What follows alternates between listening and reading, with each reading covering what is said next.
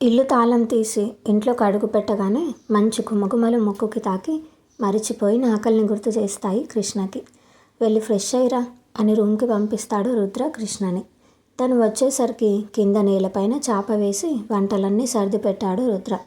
కృష్ణ వచ్చి చూసి, ఇంత త్వరగా ఇన్ని వంటలు ఎలా చేసావు బావా అని అడిగి, అంతలోనే తన మెదడు ఏదో చెప్పడంతో, అంటే నేను వస్తానని నీకు ముందే తెలుసా అని అడుగుతాడు. దానికి రుద్ర అవును అని తలూపుతాడు. ఎలా అని ఆశ్చర్యంగా అడుగుతాడు కృష్ణ.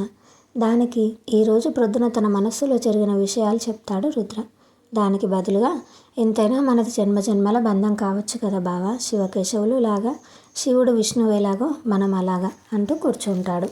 త్వరగా వడ్డించు బావా, నీ చేతి వంట తిని ఎన్ని రోజులైంది అని ముచ్చట్లతో భోజనం పూర్తి చేసి పడుకుంటారు. రుద్రకి కృష్ణ గురించి బాగా తెలుసు, ఆకలికి నిద్రకి తట్టుకోలేడని. రుద్ర లేకున్నా సరిగ్గా తినడని. అందుకే ముందుగా కృష్ణకి ఇష్టమైనవన్నీ వండి పెడతాడు